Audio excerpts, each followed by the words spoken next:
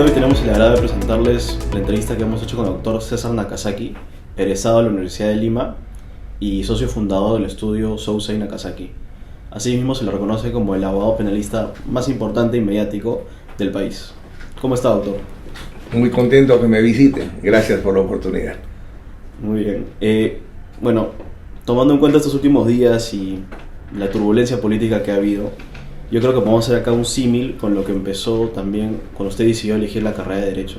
O sea, acá hay muchas personas que no saben todavía qué estudiar y más o menos queríamos saber por qué usted eligió estudiar la carrera de Derecho en este país. Sinceramente, como muchos, sobre todo de mi generación, que no teníamos esas opciones de la pre-Lima, no había ese tipo de alternativas. Mi padre pediatra, por tanto lo único que primero pienso es en la medicina. Me era muy complicado. Es más, mi padre todas las noches tenía que levantarse a atender a sus pacientes bebitos y yo decía, ¿cuándo dirá mi papá que no estoy? Pero él siempre estaba presente. Entonces me corro de la medicina porque pensé que era una carrera con muchos problemas. Él me sugiere que estudie abogacía y por el peso que tenía mi padre en mi vida, su consejo lo tomé como algo importante. Porque yo no tuve esa experiencia que muchos tenemos de una experiencia dura, con que nos vincula a la administración de justicia por un familiar, un amigo, y eso nos lleva a ser abogados. No, en mi familia no había producido eso. Entonces el consejo de mi padre y, por cierto, algunas películas importantes sobre abogacía, me acuerdo Filadelfia, creo que es una de Paul Newman en su primera versión, porque luego tiene otra, El color del dinero, muy buenas, de abogado. Pero entré más o menos a ciegas a estudiar Derecho, solo sobre la clásica diferencia que no me gustan las ciencias, me gustan las letras, y en las letras, ¿cuál es la carrera? Pues porque de filosofía no se va a vivir, que me gusta mucho. Y entré un poco a ciegas. En realidad lo que me confirmó a mí mi decisión de ser abogado, gracias a Dios, es mi contacto con mi maestro, con José Antonio Santos Quiquisola, que ahí recién yo entiendo qué era la abogacía, y para mí la suerte de lo que era me gustó y a eso he dedicado mi vida. Sí, bueno, muy interesante. Creo que muchas personas han entrado a la carrera porque no eran buenas con números y sentían algo afín ahí. Podríamos empezar con cuál fue su primera experiencia laboral, cómo la consiguió, cómo fue ese trabajo. Como la gran mayoría arranqué practicando, ¿no? Justamente Penal 1 se llevaba en ese tiempo en el primer ciclo de Derecho, ahora se lleva en el cuarto ciclo. Entonces ni bien ingreso, tengo la figura deslumbrante de José Antonio Santos Quiquisola, que cuando a él lo contrataban decían, no has contratado a un abogado, has contratado a un gladiador, porque eso es lo que la imagen que siempre él nos daba. Entonces eso influyó mucho en mí. Tuvo la generosidad de invitarnos a la corte. En ese momento él integraba el 5º Tribunal Correccional, lo que sería una sala de apelaciones ahora, de juzgamiento, perdón, ellos juzgaban en el viejo Código Procesal Penal. Entonces inmediatamente le tomé la palabra, empecé a ir mi primera visita al Palacio de Justicia, me hizo ingresar, me enseñó un expediente de homicidio, me acuerdo de un policía y pude ver mi primer juicio y ahí sí, como que me gusta el fútbol y ver un Alianza, vi ese juicio y dije, esto es para mí. Y desde ahí, rápidamente, desde el inicio de mi carrera, marqué Derecho Penal y ahí militamos más de 40 años. Súper interesante. Pero así que entiendo que usted empezó en la administración pública. Como practicante del doctor Santos, ahí en realidad era acompañarlo. Claro. No ingresé a la carrera judicial como meritorio, no ingresé. Pero era algo muy simpático. Los 3 jueces, sus 3 sillas que ven en el tribunal, y él hace que me pongan una silla al costado, y yo también me sentaba como si fuera juez, y tenía miedo cuando veía una sentencia condenatoria, ver a los ojos a un condenado a 30, 40 años. Entonces, experiencias muy fuertes para mí. Entonces, esa primera etapa es de acompañamiento. Pero prácticamente a laborar como practicante, él sale injustamente de la carrera judicial. En el segundo gobierno del presidente Belaúnde se hace un proceso de ratificación sin actas, que luego lo declararon inconstitucional, y ahí salen los grandes jueces, José Santos Quiquisola, José Hurtado Pozo, Mancía Novela, Martán, lo mejor. Dicen que es un tema político, la opción es que lo sacan, y él se dedica a ejercer la abogacía. Ahí entro yo como practicante.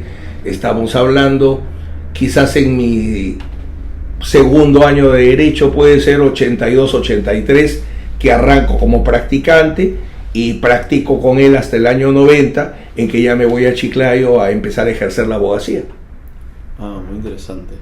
Qué raro que ese talento que había en el Poder Judicial se fue por ese cambio político. Hubo un tema ahí, Álvaro Landini fue un ministro de Justicia muy duro, así como en la época del régimen nacional socialista, y por si acaso sin comparar el nazismo con el belaundismo, pero hay un hecho que sí fue coincidente: la quema de los libros. Entonces, en el caso de los jueces, como habían sido jueces designados por el gobierno militar, porque cuando sube el gobierno militar, claro, uno dice jueces nombrados por militares, pero ¿qué jueces?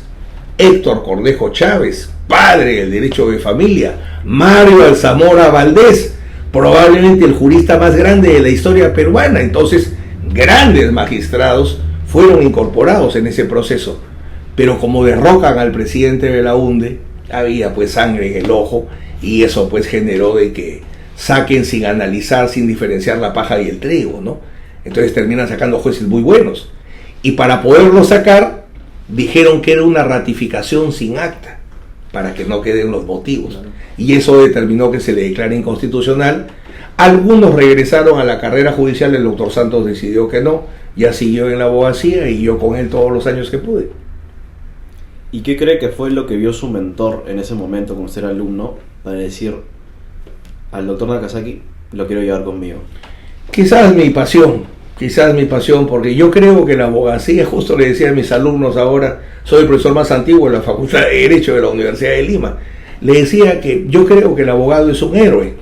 Yo crecí con Flash, con Superman, con Batman, Linterna Verde, Iron Man, con todos los Vengadores que ahora nos han puesto de moda. ¿Por qué? Porque nuestro poder no está en una capa o un anillo, sino nuestro manejo del derecho. Si nosotros luchamos porque el derecho ecológico se haga respetar, evitaremos los problemas del cambio climático. Si nosotros logramos que la legislación minera, laboral se imponga, no va a haber la minería criminal que ahora nos afecta. Todos los graves problemas que hoy enfrenta la sociedad es porque no hay cultura de cumplimiento de la ley, y los llamados para hacerla cumplir y todo lo que podríamos lograr somos nosotros. Entonces yo desde el comienzo tengo esa pasión por... El doctor Santos me decía: tú más que un buen discípulo eres un buen hincha, un hincha de la U, por cierto. Entonces ese apasionamiento quizás lo motivó a mi maestro, ¿no? Qué bueno, qué bueno. Full garra entonces, doctor. 100%. La garra crema, como se dice.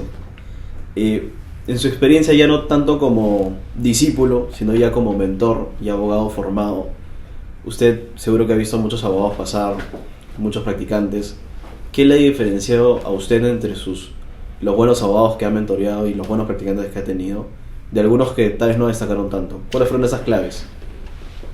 Yo he centrado y me siento orgulloso que toda joven, alumna o alumno que a mí me tocó formar, todos viven dignamente de la abogacía, porque la meta es formar abogados.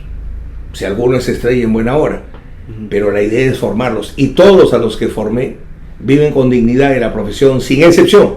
No hay una chica o un chico que haya venido al estudio y que no ejerza y viva dignamente de la abogacía. Ese es para mí uno de mis grandes orgullos, estrellas, que bueno, ahí están.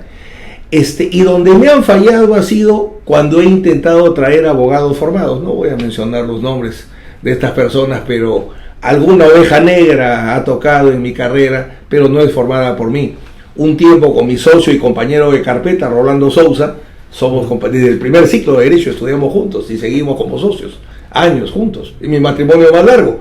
Pero el tema ahí es que en un momento dijimos: queremos arquitectos, incorporamos a algunos chicos que ya destacaban, autores de libros, todo, y no digo con todos, pero con algunos no nos fue bien, ¿no? Entonces, por ahí viene la parte de las fallas. Pero, insisto, lo que logré formar, todos sin excepción, están ahí a la vista, varios de ellos públicos, todos viven con dignidad de su profesión. Qué bueno, doctor. Eso me parece muy interesante. Y a estos alumnos que ha tenido, discípulos, ¿cuáles han sido los valores claves o las habilidades más importantes que usted les ha enseñado? Lo primero que hay que tener es ser honesto. Y honestidad, que es distinto a honradez. La honestidad es el valor de una vida correcta. La abogacía es una profesión de confianza. El cliente tiene que creer en nosotros. El juez tiene que creer en nosotros para poderlo convencer. Y así las distintas autoridades. Y esa relación de confianza solo puede tener como la base ser una persona honesta. De ahí una gran responsabilidad. Últimamente en LP han levantado, yo siempre digo que el tío Ben fue el gran filósofo de este tiempo, porque el tío Ben le dijo a Peter Parker, un gran poder genera una gran responsabilidad. Perfectamente eso aplica a los abogados, porque nosotros tenemos en nuestras manos la vida, la libertad, el destino de una o muchas personas. Entonces, junto a la honestidad, una gran responsabilidad. Tercero, hay que tener coraje. Para decir no a la corrupción y enfrentar a ese juez, hay que trabajar 500 veces. Cuando yo arranco en la profesión, los jueces querían cobrar en el proceso civil por la sentencia, y yo no le pagaba a ninguno. Entonces nunca sacaban mis sentencias. Entonces todos los días le metí escrito 1, escrito 2, escrito 500, escrito 800, sentencia. Y tu sentencia como quieras, le decía, desgraciado, porque yo arriba te voy a revocar todo. Pero eso implica lunes a domingo. Claro. Implica que no haya feriados. Entonces, junto a esa honestidad, esa responsabilidad, tiene que haber coraje. Y sin duda, estudio, pues obviamente. Si no hay estudio por la abogacía, si no dominas tus herramientas, no quieres pagarle coimas a un policía, domina el habeas corpus. Si dominas el habeas corpus, logras salir adelante de ese momento duro. Por eso tiene que haber también, sin duda, conocimiento jurídico lo más profundo que se pueda. Muy interesante, qué buena reflexión que hizo de, por saber derecho, no recurrir a las coimas. Ese es el reto. Estas imparcialidades que existen. A ver, moviéndose un poco más al lado de empleabilidad, ¿qué preguntas le gusta hacer a los alumnos o futuros practicantes o futuros abogados que entrevistan con usted? ¿Qué preguntas le gusta hacer para ponernos en aprietos? Yo primero lo que busco analizar es su vocación. Su vocación, su amor por el estudio. Porque vienen a formarse. Siempre digo, primero eres estudiante y de ahí eres practicante.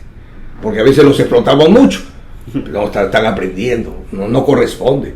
Entonces, tengo que analizar primero que tenga vocación, porque acá es venir al estudio Sousa y Nakazaki, es venir al servicio de emergencia o la unidad de cuidados intensivos. A mí nadie me va a buscar para hacer un tema de libramiento indebido, ¿no? Esos temas no los veo hace 500 años, creo, hace mucho tiempo. Yo veo los casos, de los 100 casos más difíciles, 70 tengo que ver. Esa ha sido, digamos, mi señal a lo largo de la historia que me ha tocado vivir. Entonces, tengo que revisar que haya vocación y que haya amor por el estudio. Y ya luego vemos el tercer tema, que es ir formando su responsabilidad para darle un método. Lo que vengo a un practicante, hay que buscar estos elementos. ¿Por qué? Porque si tiene vocación y tiene ganas de aprender, se le enseña qué es la abogacía. Por lo que conversábamos antes de la entrevista, el gran problema de la formación jurídica en el Perú es que en las facultades enseñamos todo lo necesario, o mucho, poco del derecho, pero muy poco de la abogacía. Entonces, ¿quién es la abogada? ¿Quién es el abogado? ¿Cómo tiene que ejercer? Prácticamente lo aprendemos solos. Lo aprendemos en el camino. Que eso es algo que hay que corregir, por cierto, ¿no? Hay que enseñar a jugar fútbol en la escuela, no solo que hay pelota y hay árbitro. O sea, en la facultad te enseñan a dar pases, tirar corners, pero te enseñan qué es el fútbol, pero no te enseñan a jugar. Y tú tienes que aprender a jugar. Claro. Para que hagas contratos, para que litigues, para que hagas transacciones, etcétera. Súper interesante, qué bueno. A ver, otra pregunta que teníamos es, ¿usted cree, porque nosotros sabemos que usted siempre decía en sus clases que era el primero de la facultad, salió como el primero de la facultad? Me tocó en algún momento. Y queríamos saber si cuando usted revisa un CV o algo, ¿usted cree que las notas lo son todo? ¿O aparte ve otras características del alumno o del abogado?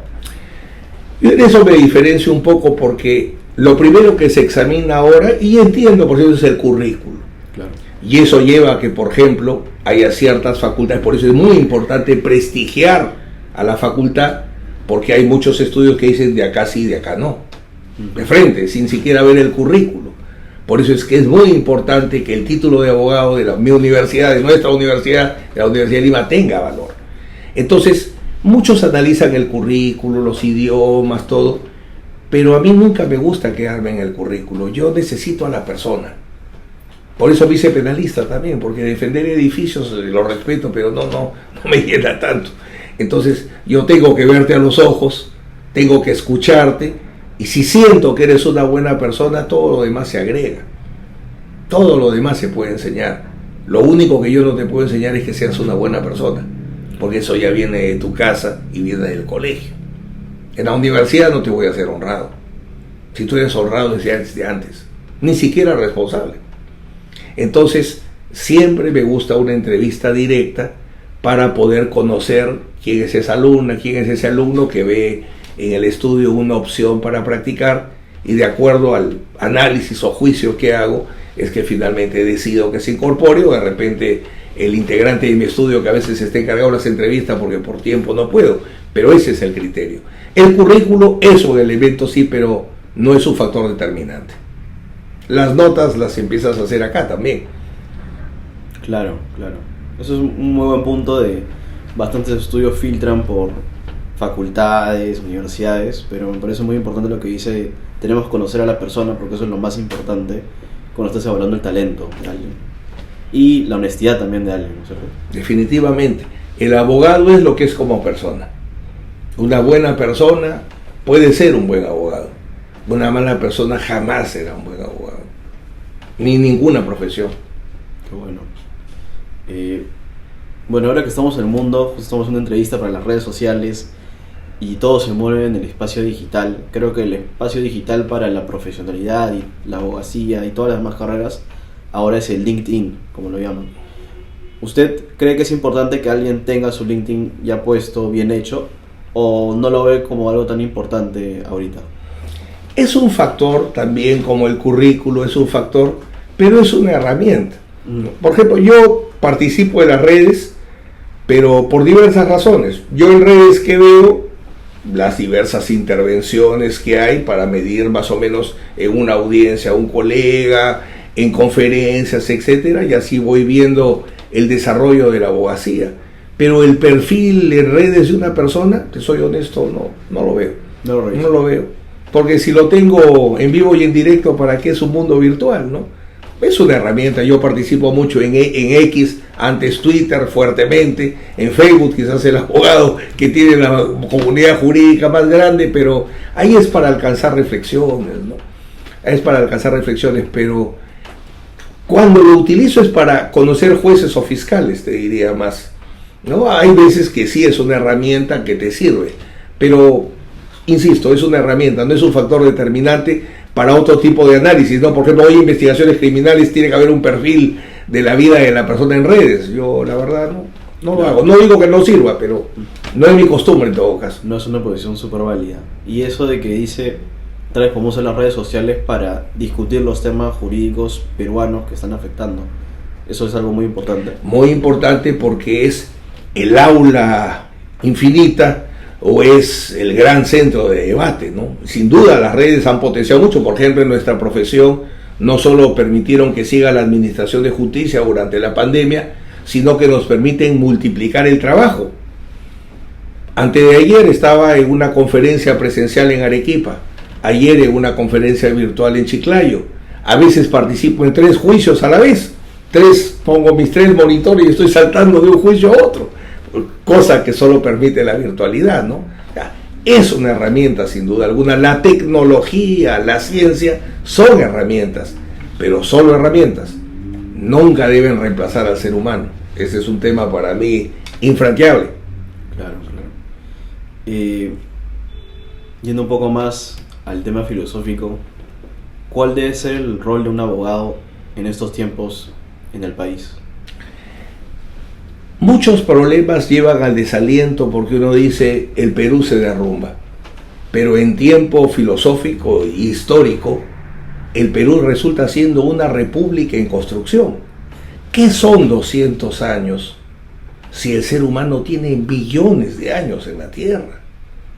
¿Qué es la República del Perú al lado del viejo continente o del Asia? Entonces nosotros somos una república en construcción, y más aún somos una democracia con lo que hemos vivido ayer. Tenemos 200 años de república. ¿Cuántos años de democracia?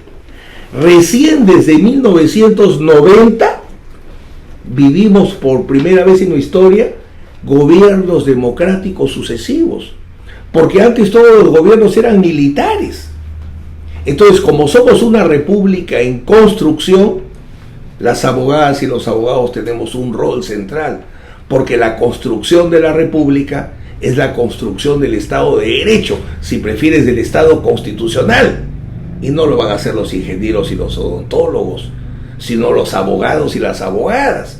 Nosotros tenemos que construir o co-construir esa república. Así que esa es nuestra labor central.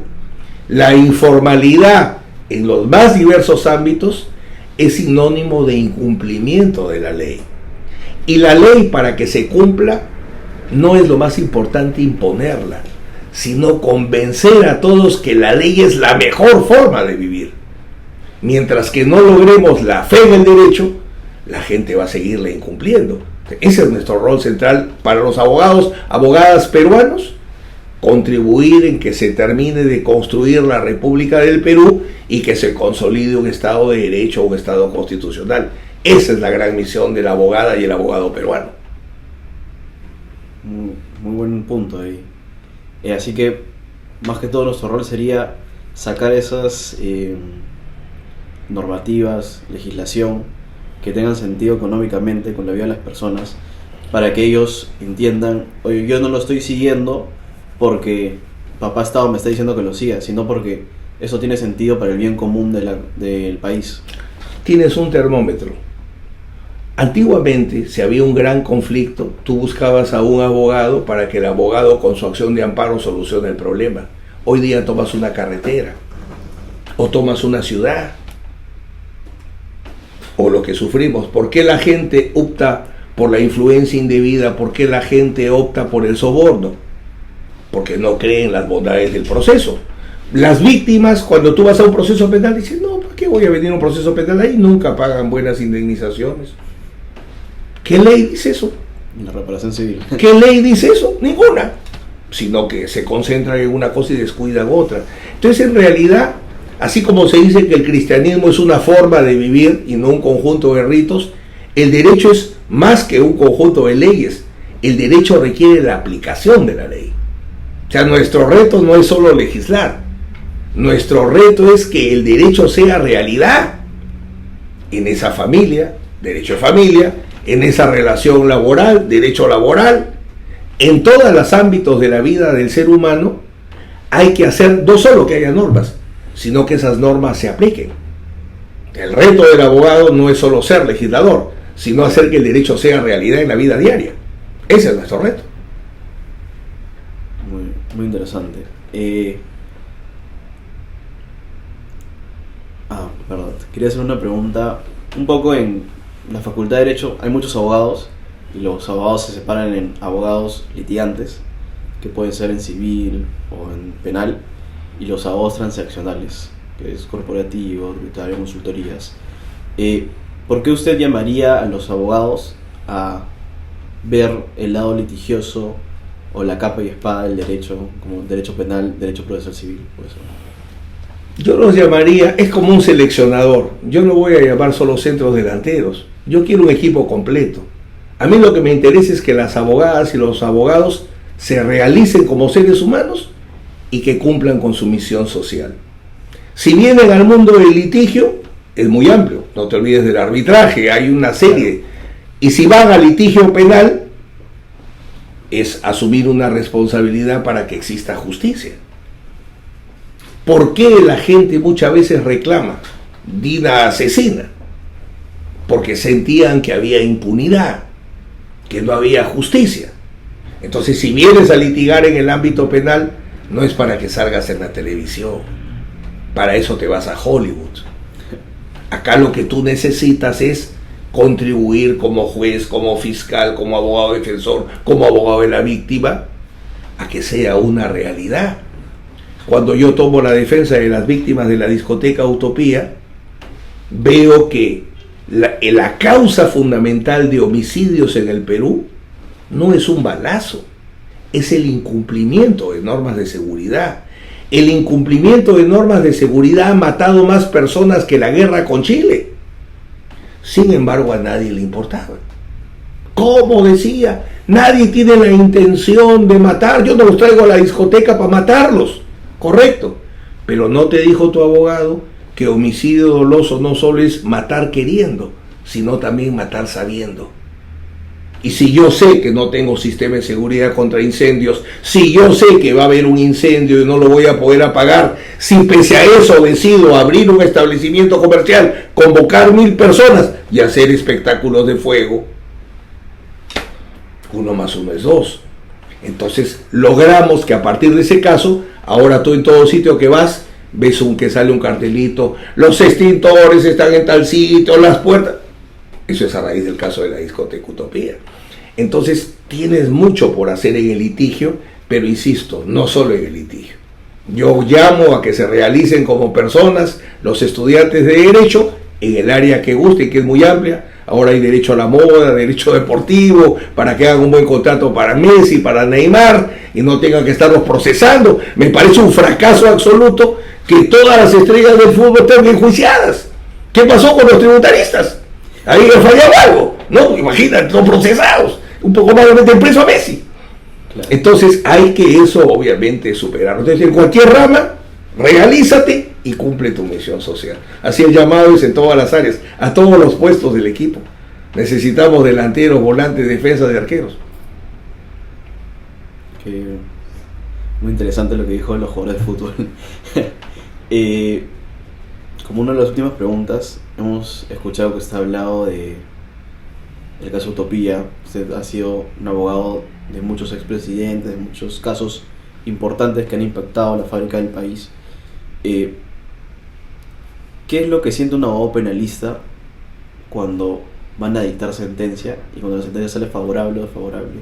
En esos dos ámbitos, ¿qué es lo que siente usted?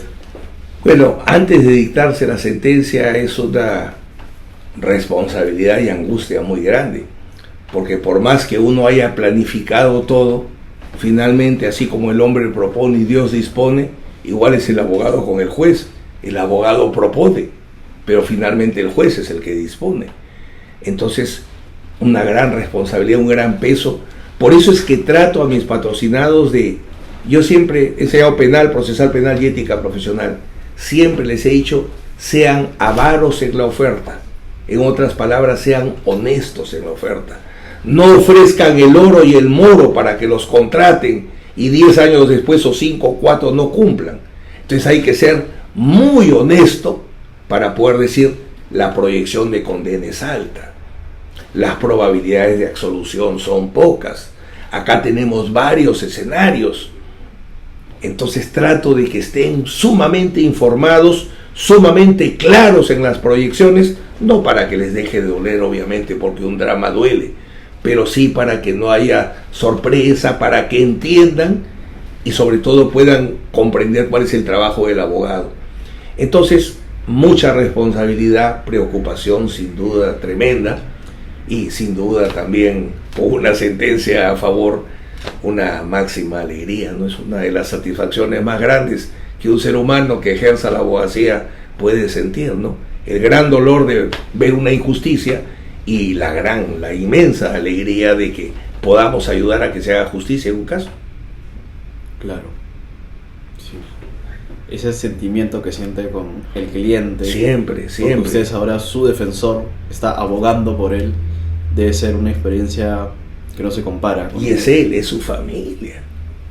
Es su familia, es su mundo. Un ser en la cárcel y un ser libre, un ser estigmatizado y un ser no. La diferencia es absoluta. Entonces la responsabilidad que uno asume es muy grande. Utopía, mesa redonda, 279 familias defendí y gratis, porque dije, es mi homenaje. No solo puedo hacer que se haga justicia con las víctimas de la discoteca Utopía y al toque aparecía el homicidio colectivo más grande de la historia, que es Mesa Redonda. Y ahí también asumir por las 279 familias y que cada familia te cuente su drama es algo, pero es un peso. Yo creo que empezaba ahí y terminaba después de mis reuniones, pero como alfombra. Es un tema muy complejo. En realidad la abogacía es una gran responsabilidad y como tal hay que asumirla quienes ejerzan esta profesión. Te terminas cansado, pero también sabiendo que has cumplido tu rol en esta sociedad. Solo el tener la satisfacción del deber cumplido, como se señala, la paz interior, esa es la máxima recompensa que un abogado debe buscar. Intervienes en tantos casos, ganas y pierdes, logras que personas salgan adelante y hay veces que no te aplanan con él y tienes que morir con tu cliente. Muchas veces mueres con tu patrocinado, porque ahí tienes que estar, hasta en el momento más difícil, no en el fácil. Ahí a la voz se le mide en el momento más difícil. Recuerdo en una oportunidad, la única que tuve, me condenan a cadena perpetua en primera instancia. Sentí que me había caído un edificio encima, veía luces. No sabía qué hacer, obviamente, nadie te enseña qué hacer en ese momento. Entonces lo primero dije, voy a ver a mi patrocinado. Los abogados, los colegas me dijeron, doctor, no vaya, le puede hacer algo. Pero es mi patrocinado. Te dije al policía, abre la puerta. Ingresé a donde estaban los presos. Lo vi que estaba sentado en la tierra ahí rascando él. Yo con mi terno me senté en la tierra ahí con él. Y silencio. Hasta que un momento dice, doctor, estos desgraciados no comprendieron su gran defensa. Entonces le digo, fulano, en la Corte Suprema son 5. Hay más sabiduría. Vamos con todo. Y logré que lo absuelvan en la Corte Suprema. Wow. Ese fue un momento, pero tremendo, impactante. Qué tensión, qué responsabilidad. Ya yendo un poco, la última pregunta de fondo, de derecho, de experiencia de derecho, queríamos preguntarle, ante esta crisis de inseguridad que está pasando el país, usted, ¿cuáles son los puntos clave que usted cree que querían cambiar y que los abogados podamos hacer para cambiar esta situación? Varias veces me han invitado al Congreso a discutir este tema y lo cierto es que primero hay que ser nuevamente honestos. La inseguridad ciudadana no se acaba en un gobierno, menos vacando a una presidenta. En una semana va a haber balazos de nuevo. ¿Qué van a hacer entonces? Vamos a sacar. O sea, si la ecuación es saca presidentes hasta que no haya ni un balazo, los 30 millones de peruanos tendrán que ser presidentes y los tendrán que vacar. Entonces hay que tener un liderazgo para poder decir, mientras que no esté solucionado el tema de salud mental. Siempre digo, si el hogar, el barrio y el colegio están enfermos, no vamos a parar el tema. Entonces hay que proteger al hogar, a la familia, hay que proteger el barrio, hay que proteger el colegio y así vamos yendo.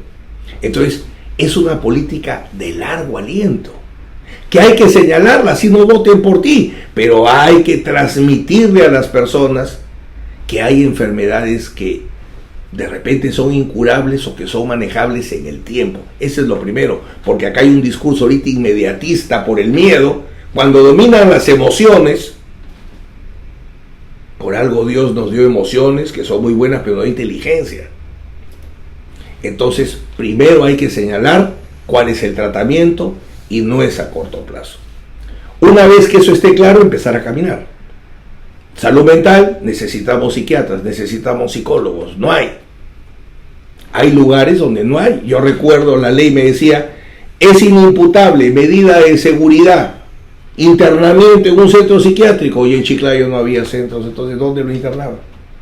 Es la única patrocinada, la loca Gillette, la única patrocinada que ha reincidido, porque esa chica tenía un trastorno porque su madre había sido prostituta. Entonces ella desfiguraba el rostro de las prostitutas en el mercado, porque así se vengaba de su madre. Demuestro que es inimputable, demuestro que no corresponde una pena sino una medida de seguridad, pero no había dónde ejecutarla. o lo que vivimos en la pandemia. Todos creíamos que si el paciente necesita unidad de cuidados intensivos, hay una cama, y no es verdad. Entonces, primero, el problema es de largo aliento la solución, y de ahí políticas de emergencia, por cierto. No replico, porque tuvo sus defectos, pero lo más cercano a medidas a derecho penal y procesal penal de emergencia fue la justicia antiterrorista. Operaban, como sea, operaban, condenaban, y salía el tema. Ahí, por ejemplo, nace el GEIN. El GEIN, que fue lo más espectacular que hemos tenido en Policía e Investigaciones. Somos el único país del mundo donde todos los líderes terroristas fueron detenidos, procesados y sentenciados. No hay ningún país del mundo, la ETA de España, ni qué decir de Al Qaeda. Yo siempre sostenía que Osama Bin Laden no iba a llegar a juicio, pero pensaba que un alacrán lo iba a matar o un rayo se iba a torcer. No pensé que el presidente Obama, a quien le tengo mucha simpatía, iba a estar tan desesperado en votos que en vivo y en directo iba a ordenar que lo maten. Entonces, nosotros debemos replicar la experiencia mejorándola. Creo que la justicia antiterrorista, que no solo es legislación, ahora dicen legislación, el homicidio, como le han puesto ahora, el de organizado, bueno, ya me olvidé el nombre que le han puesto, no quieren ponerle terrorismo urbano, pero lo cierto es que tiene que haber grandes investigadores, procesos penales especiales, centros de reclusión especiales para enfrentar de esa manera. Porque sin inteligencia, como búsqueda y procesamiento de información, el GEIN, habría que arrancar por replicar lo que logramos, que Abimael Guzmán sea capturado sin un solo balazo. El máximo líder criminal que ha habido en el Perú fue capturado sin romper puertas, ventanas ni balazos, con una gran inteligencia que tuvo el GEIN. Eso hay que replicarlo y crear procesos especiales. Por eso digo, ojo, no repetir. La justicia antiterrorista tuvo defectos, sin duda, se condenaron muchos inocentes, pero ese modelo perfeccionado creo que daría ya la parte no solo de esa solución preventiva a largo tiempo, sino esa respuesta de emergencia que la gente necesita. Ver que el líder de los extorsionadores es capturado, eso tranquilizaría mucho a la población. Desarticular toda una organización de gente que mata choferes o músicos sería muy bueno, pero eso requiere primero que haya grupos de inteligencia, de detectives, y eso es lo que se ha ido perdiendo en el país. Claro. Muy interesante, porque en verdad la información es lo que dicta el mundo, y si no tenemos unidades investigativas como lo fue el GEIN en su momento, en verdad estamos peleando contra un fantasma porque no sabemos contra quién es el culpable. En la guerra es conoce el territorio y conoce a tu enemigo. Ese seguro está en el libro de Sun Tzu. Ya unas últimas dos preguntas, temas un poco más tranquilos. Usted ha hablado de superhéroes, filosofía. ¿Qué otras pasiones tiene aparte del derecho? ¿Y cree que eso es importante para un abogado, para encontrar un balance? Bueno, en lo personal me gusta mucho el fútbol, soy un súper futbolero. Comparo mucho también los temas de la justicia con el fútbol. Entonces, yo creo que es un tema en la misma línea de la vocación, depende de lo que le guste a cada uno. Yo soy futbolero, antiguamente era un gran gallero, yo veía gallos de pelea, tenía un gran galpón de gallos de pelea, pero bueno, ya tuve que irlos dejando en el tiempo. Me gusta mucho el mar. Si yo no fuera ser humano sería un delfín, ¿no? Es una de mis máximas pasiones. Correr olas, disfrutar el mar es algo que me gusta mucho. Muy interesante. Ya la última pregunta. Lo que nosotros estamos haciendo acá en Emplea Más con mi compañero Adriano y Santiago,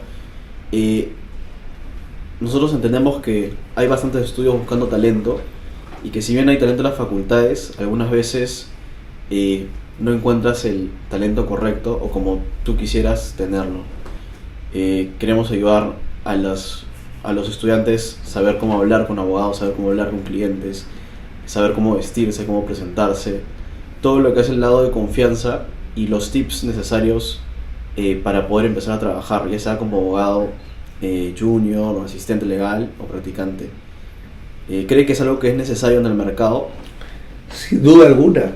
Por ejemplo, en materia penal, y ese es un gran reto para el practicante, tú tienes que estar preparado para mantenerte en tu nivel de estudio, pero poderte acomodar a las exigencias de ingresar a un estudio de litigio. Un requerimiento de prisión preventiva son 2 días sin dormir, 3 días sin dormir. Abogado que no se ha amanecido no es buen abogado, ese es otro buen criterio. Abogado que se va a dormir temprano no creo que triunfe, por lo menos en esta rama del derecho, ¿no? Entonces tiene que haber por eso es que decía, tener vocación y ganas de estudiar, porque te tienes que sacrificar. Yo siempre a mis alumnos les menciono algo que aprendí de alguien que no era abogado. Un hombre muy querido para mí, Juan Escánder, era un filósofo de la vida. Él decía, ¿cuál es la diferencia entre hacer algo y entregarte? Hacer algo y entregarme. Eso le enseñó un día una gallina a un chanchito. Le pregunta, ¿cuál es la diferencia entre entregarte y hacer algo? Ah, no sé, gallinita, yo te voy a enseñar. Mañana, ¿qué es? Domingo. A nuestro dueño, ¿qué le gusta? La tortilla. Yo, gallinita, voy a hacer algo porque voy a poner el huevo. Tú, chanchito, te vas a entregar porque tú vas a poner el jamón. Yo diría, la carrera del estudiante y mañana del abogado es, está bien que pongas tus huevos, pero ¿cuánto vas a poner de jamón? Ahí está la clave. Yo acá necesito mucho jamón, por cierto, y poco huevo, porque hay que darle muy fuerte a este tema, y eso creo que es para todas las ramas del derecho, ¿no?